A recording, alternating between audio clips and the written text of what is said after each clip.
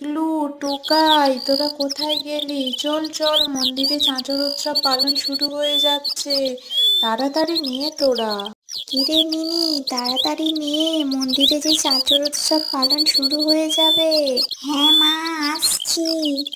আজ আজ আমাদের আমাদের ন্যাড়া ন্যাড়া পড়া, পড়া, কাল কাল আমাদের আমাদের দোল। দোল। আজ আমাদের ন্যাড়া পড়া, কাল আমাদের দোল।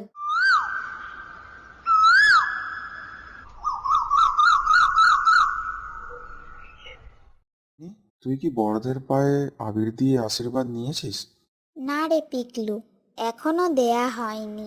চল দাদুর পায়ে আবির দিয়ে আসি। পিকলু, তুই কি জানিস কাল কেন আমরা চাঁচর উৎসব পালন করলাম, আর আজ দোল উৎসব কেন পালন করছি? চল দাদুকে গিয়ে জিজ্ঞেস করি।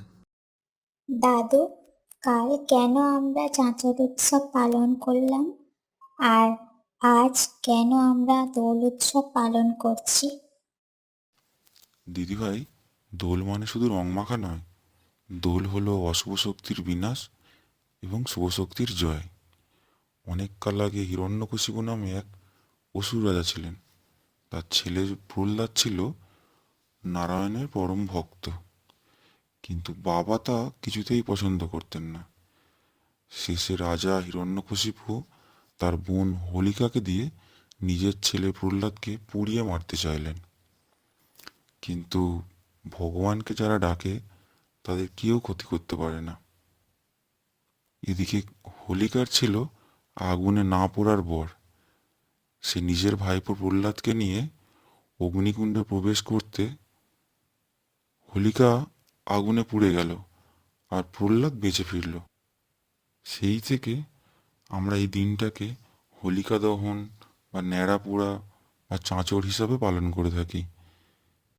আর সেই থেকেই আমরা ফাগুন পূর্ণিমাতে খড়, আগাছা, পুরনো গাছের ডাল ন্যাড়া পুড়িয়ে এই চাঁচর উৎসব পালন করি।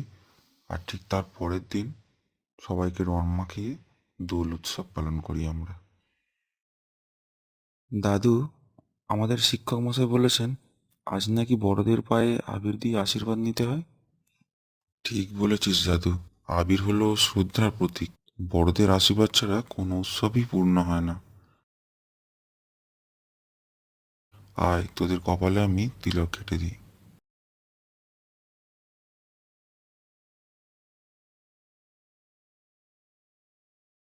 হ্যাপি হোলি মিনি দিদি। টুকাই, তুই আমাকে লুকিয়ে রং দিচ্ছিলিস। আয় আয়, তোকেও একটু রং দি। Happy Holi. Happy Holi. Happy Holi.